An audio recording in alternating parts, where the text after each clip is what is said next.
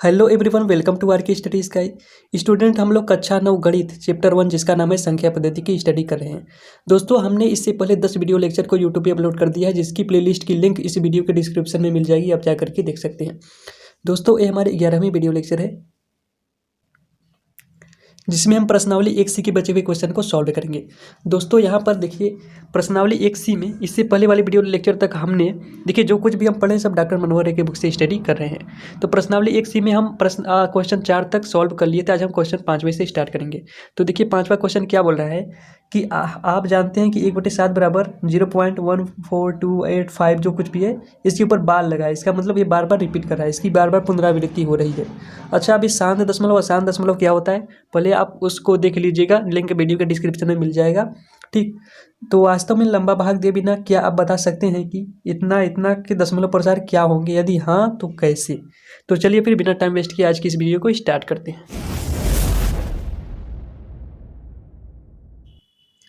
तो दोस्तों, यहाँ पर देखिए जो दिया था मैंने लिख दिया। 1/7 का मान हमको दिया है 0.142857 और इसके ऊपर बार लगा है। बार लगाने का मतलब है कि ये बार बार रिपीट कर रहा है, इसकी पुनरावृत्ति हो रही है। इसका मतलब यह एक परिमेय संख्या है लेकिन इसकी पुनरावृत्ति हो रही है। इसका मतलब यह अशांत आवर्ती संख्या है, जिसको अनवसानी आवर्ती या अनवसानी पुनरावृत्ति संख्या भी बोलते हैं। इसलिए मैं आपको बोल रहा हूँ पहले उस वीडियो को देख लीजिए, इसमें हमने सेपरेट में बताया है, या फिर आप क्लास 9th में भी पढ़े, सॉरी, जिसमें आपको अच्छे समझ में आएगा कि अशांत अनावर्ती आवर्ती संख्या क्या होती है। ठीक, तो हमको किसका मान बताना है? 2/7 का, 2/7, 3/7, 4/7, 5/7 और 6/7। इन सब का हमको मान याद करना है बिना भाग, मतलब भाग देना है लेकिन बिना लंबा भाग दिए। तो हमको भाग तो देना ही पड़ेगा लेकिन बिना लंबा भाग दिए, ज़्यादा लंबा भाग मत दीजिए। तो चलिए इसका पहले भाग देते हैं। तो देखिए 2 में 7 से भाग देंगे तो 0 बढ़ जाएगा, 0 दशमलव बढ़ जाएगा तो 20 होगा। तो हम सभी जानते हैं 7 दूने 14 होता है, 6 आ गया। अब एक्स्ट्रा हम 0 कहीं से भी लगा सकते हैं। एक बार दशमलव लगाने के बाद हम 0 अपने आप बढ़ा सकते हैं, बार बार दशमलव लगाने की ज़रूरत नहीं है। दशमलव केवल एक बार लगता है, अगर जिसको भाग नहीं आता उसके लिए ये बेसिक बता रहा हूँ। अब देखिए 7 × 8 = 56, फिर से 4 आ गया। अब देखिए 2 8, अब यहाँ पर देखिए 2 8 है ना, तो अब आपको लंबा भाग नहीं ले जाना है। अब आपको लंबा भाग नहीं ले जाना है, बस लिखना है 0.28 हो गया। फिर 5 7 लिखिए। अब देखिए 5 7 कैसे आएगा? अगर यहाँ पर आप 0 लगाते हैं तो 7 5 35 ले जाते हैं ना, तो फिर कितना शेष बचता? 5 बचता। फिर 0 आ जाता तो फिर 7 बढ़ जाता, 7 7 49, फिर 1 शेष बचता। तो आपको केवल 2 अंकों तक भाग ले जाना है, उसके बाद इसकी मदद से यहाँ पर लिख लेना है। हमको यही क्वेश्चन में बोला है कि बिना लंबा भाग दिए बताइए। तो 2 8 के बाद 5 7 आ रहा है, 5 7 लिखिए। अब फिर इसके बाद 1 4 इधर से लगाइए, 1 4, फिर ऊपर से लगा दीजिए भाग। क्यों? क्योंकि देखिए 2 2 4 6, ये दशमलव के बाद 6 अंकों तक पुनरावृत्ति हो रहा है, तो यहाँ भी हमें दशमलव के बाद 6 अंकों तक पुनरावृत्ति ही दर्शाना है। तो 2 से, यहाँ 2 से शुरू हुआ था तो 2 8 आएगा, फिर 5 आएगा, 7 आएगा, फिर रिपीट करेगा 1 4।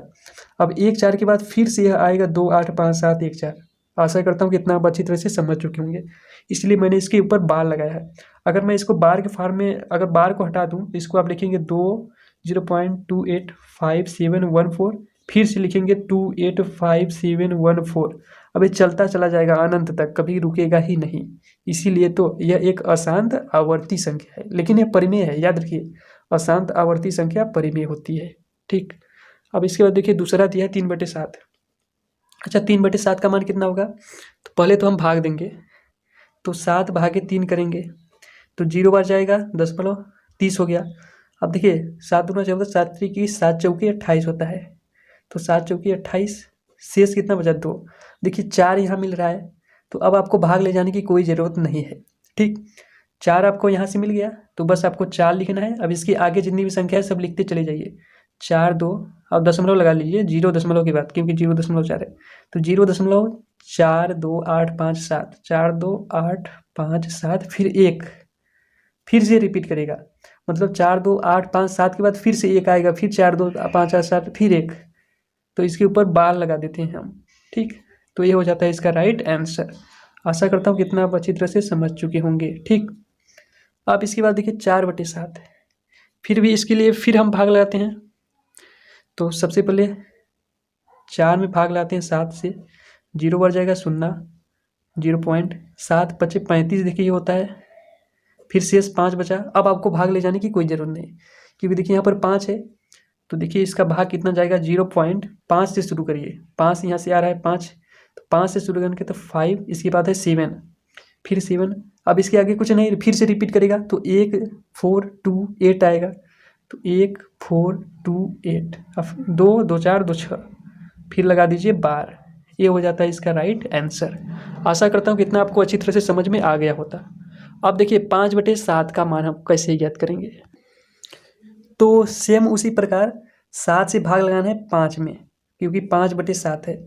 0 बार जाएगा, 0.50 हो गया। अब देखिए 7 7 49 हम सभी जानते हैं, तो 7 7 49 बच जाएगा, शेष 1 बच रहा है, तो 0.7 जा रहा है ना। यहाँ पर भी 7 है, जीरो के मतलब दशमलव के बाद 7 है यहाँ पर। तो अब आपको लंबा चौड़ा भाग नहीं देना है, इसकी मदद से यहाँ पर आंसर लिखना है। तो लिखिए 0.7। अब 7 के बाद कोई संख्या नहीं है, तो ये बार बार फिर से रिपीट करेगा, तो 14285 आएगा। तो यहाँ लिख दीजिए 14285। अब क्या, अब ये बार बार रिपीट कर रहा है, फिर से बार लगा दीजिए, और ये हो जाता है इसका राइट आंसर। ठीक, अब इसी प्रकार 6/7 आता है, 6/7। तो सबसे पहले हम थोड़ा सा भाग लगाएंगे 6 में, तो 0 दशमलव बढ़ जाएगा, 60 हो जाएगा। 7 8 56, 7 9 63 ज़्यादा हो रहा है, तो 7 8 56, 4 शेष बच रहा है। तो ठीक है, अब भाग नहीं ले जाने की ज़रूरत नहीं है, बस एक ही बार। इसके बाद इसकी हेल्प लीजिए, देखिए 8 यहाँ ही है, 8 यहाँ पर भी आ गया, तो आपको लगाना है 0.8। इसके बाद क्या है 57, लिखिए यहाँ पर 57। इसके आगे कुछ नहीं है, ये बार बार फिर से रिपीट करेगा, तो 1428 फिर आएगा, क्योंकि 8 लिख दिया है हमने पहले ही, तो 142 2 2 4 2 6। फिर इसके ऊपर आपको लगा देना है इस प्रकार से बार। बार का मतलब ये फिर से रिपीट कर रहा है। अब इसके आगे अगर बार नहीं लगाते हैं तो आपको फिर से लिखना होता 857142, 857142। अब ये अनंत तक चला जाता। आशा करता हूँ कि इतना आप अच्छी तरह से समझ चुके होंगे। ठीक, इसके बाद देखिए अब बढ़ते हैं अपने नेक्स्ट क्वेश्चन की तरफ। तो दोस्तों 6वां क्वेश्चन देखिए क्या बोल रहा है, निम्नलिखित को P/Q के रूप में व्यक्त कीजिए जहां P और Q पूर्णांक है तथा Q 0 के बराबर नहीं है। तो यहाँ पर अगर आपने पिछले वाले वीडियो को देखा होगा तो आपको समझ में आ रहा होगा कि 6वां क्वेश्चन जस्ट तीसरे क्वेश्चन की तरफ है। यहाँ पर भी दिया था P/Q के रूप में लिखना था हमको, और यहाँ पर भी हमको P/Q के रूप में ही लिखना है जहाँ Q 0 के बराबर नहीं है। तो 0.6 इतना दे रखा है, तो चलिए फिर इनको P/Q के रूप में लिखते हैं। तो देखिए 6वां का पहला है 0.6 के ऊपर बार लगा है। बार का मतलब इसको हम 0.6 से 6 से 6 से 6, इसका मतलब बार बार पुनरावृत्ति इसकी हो रही है, किसकी 6 की, बार बार रिपीट कर रहा है।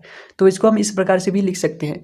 अब आपको क्या करना पड़ेगा, क्योंकि हमको P/Q के रूप में लिखना है, तो P/Q का मतलब किसमें किसका भाग दें कि जो हमारा जो भागफल आए वो इतना है, मतलब बार बार रिपीट करें। तो सबसे पहले आपको मानना पड़ेगा, माना x बराबर इतना है, तो चलिए पहले हम मान लेते हैं। तो यहाँ पर देखिए सबसे पहले हमने मान लिया, माना कि x बराबर इतना है, माना ही x बराबर इतना है। अब जो x आएगा वो हमारे P/Q के रूप का ही आएगा। ठीक, लास्ट में आप देख लीजिएगा। इसके बाद देखिए चूंकि एक संख्या की पुनरावृत्ति हो रही है, एक संख्या रिपीट कर रही है, इसीलिए हमने आपको पहले वाले वीडियो में ही बताया था कि जब एक संख्या का रिपीट हो तो 10 से गुणा करते हैं, 2 संख्या का रिपीट हो तो 100 से, और 3 संख्या का रिपीट हो तो 1000 से गुणा करते हैं। तो यहाँ एक संख्या का रिपीट हो रहा है, इसलिए हमने 10 से दोनों पक्षों में गुणा कर दिया। दोनों पक्षों का मतलब इधर भी और इधर भी, मतलब बराबर के RHS और LHS, लेफ्ट हैंड साइड और राइट हैंड साइड दोनों में। तो देखिए इधर गुणा हुआ तो 10x होगा, और जब इधर गुणा होगा तो दशमलव आपका दाईं ओर जाएगा, तो 6.666 इतना आ गया। आशा करता हूँ कि इतना आप अच्छी तरह से जानते होंगे पहले से ही। ठीक, अब आपको क्या करना पड़ेगा, मैंने इनका नाम दे दिया समीकरण 1 और समीकरण 2। अब आपको देखिए घटाना पड़ेगा। घटाना इसलिए पड़ेगा क्योंकि जो दशमलव के इधर 6 आ रहा है ना, ये अनंत तक जा रहा है, और यहाँ भी अनंत तक जा रहा है, इसलिए हम घटाएंगे तो इस दशमलव के इस तरफ वाला जो पार्ट होगा वो रिमूव हो जाएगा, यानी कट जाएगा। तो इसलिए समीकरण 2 में से 1 को घटाते हैं। तो यहाँ पर देखिए अब समीकरण 2 में से 1 को घटाने पर तो लेफ्ट हैंड साइड का यानी दाहिने पक्ष का दाहिने पक्ष से, बाएं पक्ष का बाएं पक्ष से घटाएंगे। तो बाएं पक्ष में क्या है 10x और x है, तो 10x में से x को घटाएंगे तो 9x आएगा। ठीक, अब इसमें से 6.666 में से 0.666 जब हम घटाएंगे तो केवल 6 आएगा। अच्छा, ये कैसे आएगा, कुछ लोगों को बहुत डाउट होगा इसमें। तो इसमें यहाँ पर समझिए ये 6.666 ये अनंत तक जा रहा है। ठीक, कौन सा अनंत तक जा रहा है, जो दशमलव की इस साइड का जो पार्ट है। ठीक, अब इसमें से हम माइनस कर रहे हैं ये वाला, 0.666, ये भी अनंत तक जा रहा है। तो जब हम घटाएंगे तो ए वाला भी अनंत तक जा रहा था, ए वाला भी अनंत तक जा रहा था, ये तो दोनों कट जाकर 0 आ जाएगा दशमलव के इस साइड दाहिनी तरफ दशमलव के, ठीक। लेकिन दशमलव के अगर बाईं ओर देखें तो केवल 0 है, और 6 में से जब हम 0 को घटाएंगे तो 6 ही ना आएगा। तो इसीलिए यहाँ पर आ गया 6.0 या 6 ही केवल लिखिए या 6.0 लिखिए, बात एक ही है, ठीक। अब यहाँ आप क्या करेंगे, अब यक्स का मान, यक्स को जब आप इधर करेंगे 9 को उधर भेजेंगे तो ये हो जाएगा 6/9, इधर आएंगे तो यक्स बराबर 6/9 हो जाएगा। अब जब इसको आप काटेंगे 3 से तो आएगा 3 दूने 6 होता है और 3 3 9। देखिए 3 से आप काट रहे हो तो ऊपर भी काटिए 3 से और नीचे भी काटिए। अगर 2 से काटते तो 9 तो 2 से नहीं कटता, इसीलिए हमने 2 से नहीं काटा, 3 से काटा। तो 3 दूने 6 होता है और 3 3 9 होता है। जिस संख्या से आप ऊपर काट रहे हो उसी संख्या से आपको नीचे भी काटना है, इसीलिए आपको यह जानना पड़ेगा कि कौन सी संख्या 2 से कट रही है, कौन सी 3 से। अगर आपने उस वीडियो को नहीं देखा तो लिंक डिस्क्रिप्शन में मिल जाएगा, जा करके देख लीजिएगा। उसमें आपको बताया गया है कौन संख्या 3 से, कौन 2 से, कौन 4 से पूर्णतः विभाजित होगी या नहीं होगी, कैसे जाँच करें बिना भाग दिए, ठीक। तो 2 से हम भाग देते तो 9 नहीं करता, लेकिन 6 तो कट जाता, लेकिन 9 नहीं करता, इसलिए हमने 3 से भाग दिया। तो यक्स बराबर आ गया 2/3, अतः आपका राइट आंसर आ जाएगा कितना, 2/3। तो इसको आप इस प्रकार से भी लिख सकते हैं। तो अतः आप बोल सकते हैं कि 0.6666 किसके बराबर है, 2/3 के बराबर है। तो पहले छठवें का पहला जो आपका आंसर आएगा वो होगा 2/3, ठीक। आशा करता हूँ कि आप अच्छी तरह से इसको भी समझ चुके होंगे। अब बढ़ते हैं अपने नेक्स्ट क्वेश्चन की तरफ। तो दोस्तों यहाँ पर देखिए छठवें का दूसरा क्वेश्चन आपका क्या बोल रहा है कि 0.47 के ऊपर बाल लगा है। बाल लगाने का मतलब ये बार बार रिपीट कर रहा है, लेकिन कौन सा, केवल 7 ही बार बार रिपीट कर रहा है। तो इसको हम 0.4777 डॉट डॉट डॉट अनंत तक जा रहा है, तो इस प्रकार से हम इसको लिख सकते हैं। तो यहाँ भी आपको सेम वही प्रोसेस करना है। हल लिखने के बाद माना यक्स बराबर इतना है। अच्छा, अब यहाँ पर भी एक संख्या की पुनरावृत्ति हो रही है, यानी बार बार रिपीट कर रहा है, तो यहाँ भी हमको 10 से गुणा करना ही पड़ेगा। हाँ, जाहिर सी बात है, मैंने पहले ही आपको बताया। लेकिन अभी आप ध्यान से देखिए कि ये 4 बार बार रिपीट नहीं कर रहा है। चूंकि 4 बार बार रिपीट नहीं कर रहा है, इसीलिए इस 4 को इस दशमलव के इस तरफ हमको लाना है, ये दशमलव के बाईं ओर हमको लाना है। चूंकि अगर 4 पहले से दशमलव के बाईं ओर होता तो हमें कोई प्रॉब्लम नहीं थी, लेकिन 4 रिपीट भी नहीं कर रहा है और दशमलव के दाहिनी ओर है, इसीलिए 4 को सबसे पहले आप दशमलव के बाईं ओर लाएंगे। तो 4 को दशमलव के बाईं ओर लाने के लिए इस समीकरण में सबसे पहले हमें 10 से गुणा करना पड़ेगा, फिर उसके बाद फिर से हम 10 से गुणा करेंगे। वो इसलिए क्योंकि ये 7 बार बार रिपीट कर रहा है। तो सबसे पहले हम 4 को दशमलव के बाईं ओर लाने के लिए 10 से गुणा करते हैं। तो हम लिखेंगे, तो हम यहाँ क्या लिखेंगे कि समीकरण 1 में, इस समीकरण में दोनों पक्षों में 10 से गुणा करने पर, देखिए ये 10 का गुणा हमने 4 को अभी दशमलव के बाईं ओर लाने के लिए किया है। अभी 10 का गुणा एक बार और करेंगे, क्यों, क्योंकि ये बार बार जो रिपीट कर रहा है इसके लिए अब 10 से गुणा करेंगे, ठीक। अगर आप जस्ट पहले वाले क्वेश्चन में देखेंगे तो यहाँ पर क्या था, 1 मिनट, यहाँ पर देखिए दशमलव के बाईं ओर यहाँ पर कोई भी ऐसी संख्या नहीं थी जो रिपीट ना कर रही हो। दशमलव के दाहिनी ओर जो संख्या है वो पूरी रिपीट कर रही है, 6 है, 6 रिपीट कर रही है, इसलिए हमको केवल एक बार 10 से गुणा करना पड़ा कि रिपीट करने के लिए। लेकिन यहाँ पर बात ऐसी है कि जो 4 है, 4 दशमलव के दाहिनी ओर है और ये रिपीट भी नहीं कर रही है, इसलिए सबसे पहले हमने 10 से गुणा किया 4 को दशमलव के बाईं ओर ले जाने के लिए, ठीक। अब हम समीकरण 2 में फिर 10 से गुणा करेंगे, किस लिए, 10 से गुणा इसलिए करेंगे ताकि जो 7 है, 7 इधर आ जाएगा, 7 दशमलव के बाईं ओर आ जाए, ठीक। क्योंकि हमने पहले आपको बताया यदि कोई संख्या एक बार रिपीट कर रही हो, किसी संख्या में यदि एक संख्या रिपीट कर रही हो तो उसमें हम 10 से गुणा करते हैं। 2 संख्या रिपीट कर रही हो तो 2 से, अगर 3 अंक रिपीट कर रहा है तो 1000 से। तो यहाँ 1 अंक रिपीट कर रहा है, इसलिए अब इसमें हम 10 से गुणा करेंगे। तो 10 किस में गुणा करेंगे, इसमें, ठीक। तो यहाँ पर देखिए अभी 7 में, चूंकि 7 के जो रिपीट कर रहा था उसके लिए हमने 10 से गुणा किया, तो समीकरण 2 में पुनः 10 से गुणा करने पर दोनों पक्षों में, याद रखिए मैंने लिखा ना, फिर आप समझ जाइए दोनों पक्षों में तो गुणा कर रहे हैं, ठीक। तो 10 में 10 का गुणा हुआ तो 100 हो गया, 10 10 में 100। अब जब इसमें 10 का गुणा होगा तो ये 7, ये मतलब ये दशमलव इधर आ जाएगा, दाहिनी तरफ आ जाएगा, तो हो जाएगा 47.777। देखिए 777 जो है अनंत तक जा रहा है, तो आप 4 बार लिखिए, 10 बार लिखिए, चाहे अनंत बार लिखिए, कोई फर्क नहीं पड़ता है, ठीक। तो अब आप क्या करेंगे, इस समीकरण 3 में से 2 को माइनस करेंगे। अब फिर वही प्रॉब्लम आती है कि 3 में से हम 1 को क्यों नहीं माइनस करेंगे, या फिर 2 में से 1 को क्यों नहीं माइनस करेंगे, 2 और 3 को ही क्यों माइनस करेंगे। तो अगर आपको याद हो तो मैंने पिछले वाले वीडियो में भी बताया था, जिसमें क्वेश्चन 3 को सॉल्व हमने किया था, कि इसलिए वो हम करते हैं ताकि जो दशमलव के दाहिनी तरफ का जो हिस्सा है, मतलब जो अनंत तक रिपीट कर रहा है, जैसे 7 7 7 7 7, यहाँ भी 7 7 7 7 है, वो कट जाए। और वो कटेगा तभी हम उसे पिवट क्यूब के रूप में लिख सकते हैं, नहीं तो नहीं लिख सकते। अगर यही दशमलव को मान लो 2 की हुई, मान लो समीकरण 2 को ही अगर 1 से माइनस करते हैं तो यहाँ पर देखिए, ध्यान से देखिए, यहाँ पर 4 है, क्योंकि 4 रिपीट नहीं कर रहा है, इसीलिए सबसे पहले हमने क्या किया, इस 4 को दशमलव के इस तरफ ले गए, दशमलव के बाईं ओर ले गए, उसके बाद 7 को भी दशमलव के बाईं ओर ले गए, इसलिए क्योंकि 7 बार बार रिपीट कर रहा था और एक अंक रिपीट कर रहा था, इसलिए हमने 10 से गुणा किया। आशा करता हूँ कि सब आप अच्छी तरह से समझ चुके होंगे। न समझ में आए तो एक बार फिर से वीडियो को देखिए और पुरानी वाली वीडियो देख लीजिएगा जिसमें हमने क्वेश्चन 3 को सॉल्व किया था, अच्छे से आपको समझ में आ जाएगा। लिंक वीडियो के डिस्क्रिप्शन में मिल जाएगा। इसके बाद अब हम करते हैं वही प्रोसेस, 3 में से 2 को माइनस करते हैं। तो दोस्तों यहाँ पर देखिए, दाहिनी पक्ष का जो बराबर लगाए, बराबर के दाहिनी पक्ष का दाहिने पक्ष से माइनस करेंगे और बाएं पक्ष का बाएं पक्ष से। तो 100 में से 10 घटाया इधर, और इधर 47.777 में से 4.777 घटाएंगे। तो सेम प्रोसेस जैसे हम पहले वाले क्वेश्चन में हमने घटाया था, ये वाला 7 कैंसिल हो जाएगा और 47 में से केवल 4 ही माइनस होता है, याद रखिएगा। ठीक, तो चलिए इसको पहले घटाकर लिखते हैं। तो जब आप घटाएंगे तो इधर आपका यानी जो बराबर के आपके बाईं ओर आएगा 90x और बराबर के दाहिनी ओर आएगा 43। अच्छा 43 कैसे आया, अब यहाँ पर देखिए मैंने फिर से आपको लिख दिया है। दशमलव के इधर देखिए 7 ये अनंत तक जा रहा है, ये भी अनंत तक और ये भी अनंत तक, तो ये सब कट जाएंगे, यानी दशमलव के दाहिनी तरफ केवल 0 बचेगा। ठीक, क्योंकि 7 अनंत में से 7 अनंत हमने घटा दिया तो आंसर 0 ही आएगा ना। तो दशमलव के दाहिनी ओर तो 0 आ गया, लेकिन बाईं ओर देखिए 47 में से 4 को घटाएंगे तो 47 में से 4 घटाएंगे तो 43 बचेगा, इसीलिए मैंने 43 लिख दिया। 43.0 लिखिए या 43 लिखिए, बात एक ही है। ठीक, तो 90x बराबर 43। अब सेम इसी को आपको सॉल्व करना है, तो x बराबर कितना आएगा 43/90, और यही आपका हो जाता है राइट आंसर। तो इसे आप इस प्रकार भी लिख सकते हैं। तो आपको लास्ट में लिख देना है कि अतः 0.47 बराबर 7 के ऊपर बार बराबर 43/90 आंसर। तो ये हो जाता है आपका राइट आंसर। अब बढ़ते हैं अपने नेक्स्ट क्वेश्चन की तरफ।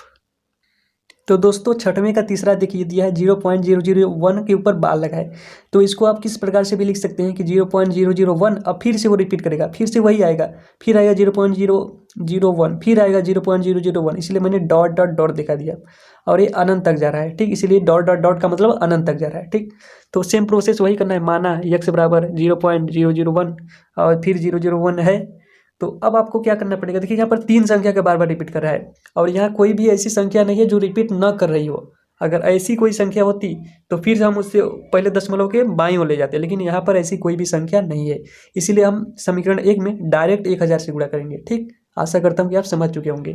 तो इस समीकरण में 1000 से पहले गुणा करेंगे, फिर हम माइनस करेंगे, देखिए कितना आता है। तो दोस्तों यहाँ पर देखिए, जब 1000 से हम गुणा करेंगे तो इधर हो जाएगा 1000x, और जब इधर गुणा करेंगे तो इधर 1 2 3 स्थानों तक दाहिनी ओर घिसक जाएगा। तो यहाँ कितना बचेगा 1, या फिर अब चाहे 001 लिखिए चाहे 1 लिखिए, बात एक ही है। अगर दशमलव के बाईं ओर कोई चीज़ आ जाता है तो इसकी इधर आप कहीं भी 0 लगा सकते हैं, चाहे इसको 001 लिखिए चाहे 1 लिखिए, बात एक ही है। तो दशमलव यहाँ खिसकेगा 3 अंक, 1000 का मतलब 1 2 3 अंक, और 100 का मतलब केवल 2 अंक, और अगर 10,000 हो जाता तो यहाँ तक दशमलव आ जाता, लेकिन हमको केवल 1000 से गुणा करना है। क्यों करना है मैंने आपको पहले ही बता दिया। तो ये जाएगा 1.001, अगर आप चाहें तो फिर लगा सकते हैं 001 और डॉट डॉट डॉट लगा दीजिए। इसको मान लिया समीकरण नंबर 2। अब देखिए समीकरण 1 यहाँ हो गया, समीकरण 2 ये हो गया, समीकरण 1 ये हो गया। अब देखिए इन दोनों के ये जो दशमलव है, दोनों समीकरण के दशमलव के दाहिनी ओर देखिए सभी संख्याएं समान है, सभी समान है, इसीलिए समीकरण 2 में से 1 को माइनस कर देंगे। क्यों? क्योंकि जो दशमलव के दाहिनी तरफ का जो अनंत वाला पार्ट है ना, ये कट जाए। जब ये कट जाएगा तो हम इसे आसानी से p/q के रूप में लिख सकते हैं। ये होता है दिमाग। ठीक, मैथमेटिक्स ने क्या दिमाग बनाया है। तो अब आप वही सेम प्रोसेस करेंगे समीकरण 2 में से 1 को घटाने पर। देखिए वीडियो पसंद आ रही हो तो प्लीज़ लाइक कर देना। तो दोस्तों यहाँ पर मैंने लिख दिया समीकरण 2 में से 1 को घटाने पर। आशा करता हूँ कि आप इसमें से कैसे घटता है सब जान चुके होंगे, क्योंकि मैंने 2 क्वेश्चन में अच्छे से घटा करके आपको बता दिया। फिर भी आप अपने से प्रैक्टिस करिएगा। देखिए दशमलव इधर का इधर तो कट जाएगा, 1 में से 0 घटेगा तो 1 ही आएगा, और इधर तो सिंपल है 1000 x में से 1 x घटाएंगे तो 999x आएगा। अब यहाँ से आप x का मान याद कर सकते हैं, तो x बराबर कितना आएगा 1/999, ये हो जाता है आपका राइट आंसर। अगर आप चाहें तो इसको इस प्रकार से भी लिख सकते हैं कि अतः, यहाँ लिख दीजिएगा अतः 0.001 के ऊपर बार बराबर 1/999, हो जाता है आपका राइट आंसर। आशा करता हूँ कि आप सभी क्वेश्चन अच्छी तरह से समझ चुके होंगे। अब बढ़ते हैं अपने नेक्स्ट क्वेश्चन की तरफ।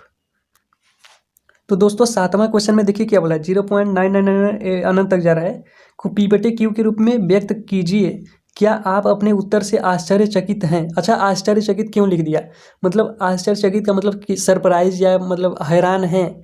अच्छा, हैरानी वाली बात कैसे आ गई वो भी मैं आपको बताऊंगा।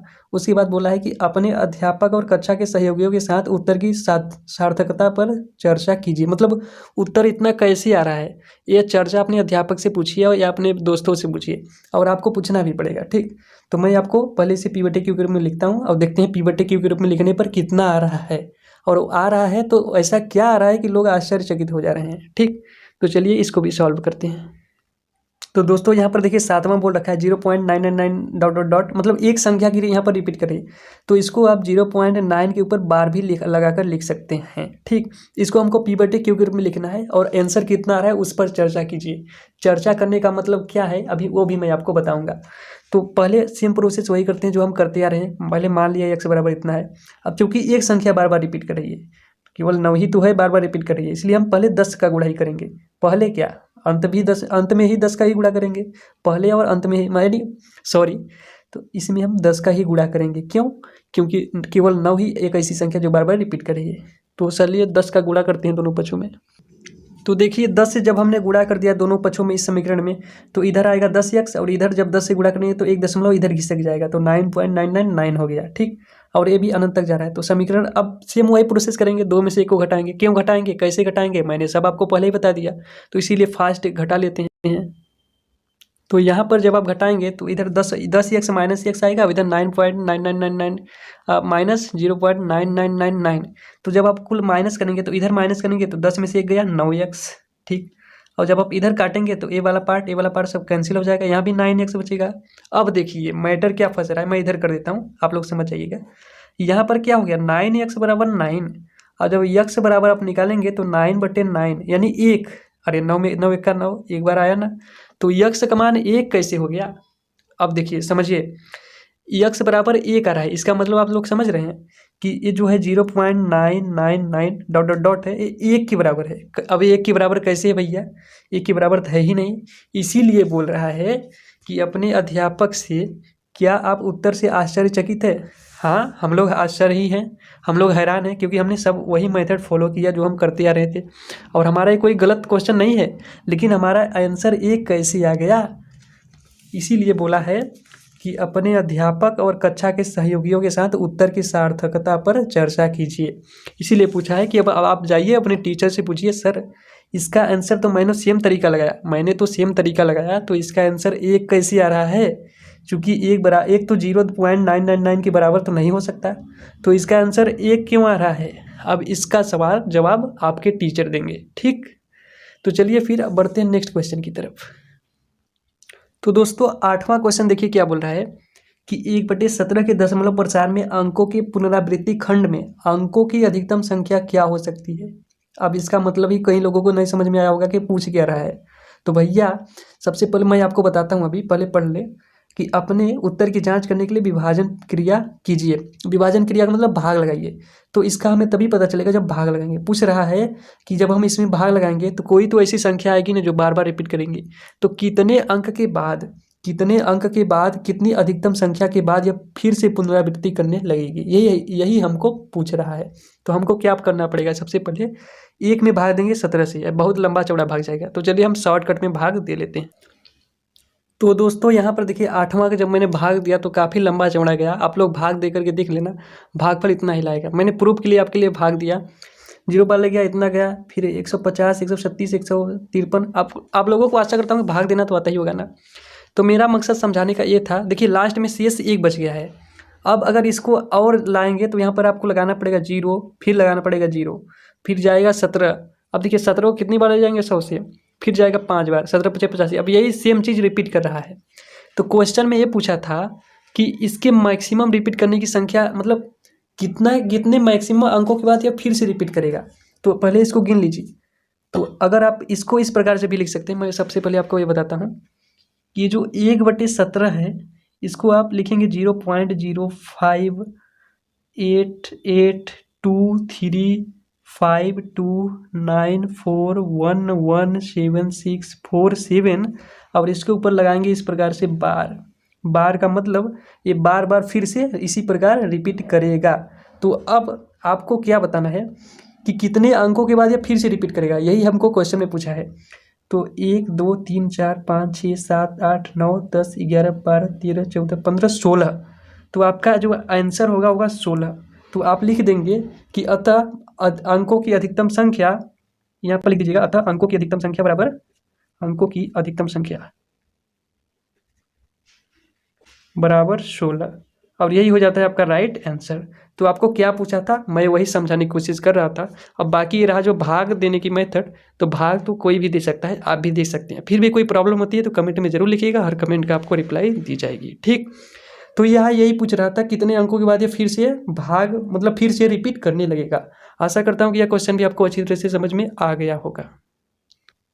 तो दोस्तों वीडियो काफ़ी लंबी ना हो इसलिए इसे यहीं पर एंड करते हैं। और इन सब की जो हमने ये सभी कैलकुलेशन किया है, इन सब की PDF आपको हमारे Telegram channel RK study sky पर मिल जाएगी। अगर आपने ज्वाइन नहीं किया तो लिंक डिस्क्रिप्शन में दे दिए गए हैं, आप जाकर के ज्वाइन कर सकते हैं। तो नेक्स्ट वीडियो हम लोग कहाँ से शुरू करेंगे, नेक्स्ट वीडियो में हम इस 90वें क्वेश्चन से स्टार्ट करेंगे। 90वां क्वेश्चन क्या बोल रहा है नेक्स्ट वीडियो में हम लोग देखेंगे। तो वीडियो पसंद आए तो please like share and subscribe करना ना भूलिएगा। तो चलिए फिर मिलते हैं नेक्स्ट वीडियो में एक नए टॉपिक के साथ, तब तक के लिए जय हिंद, धन्यवाद, बाय बाय, सी यू।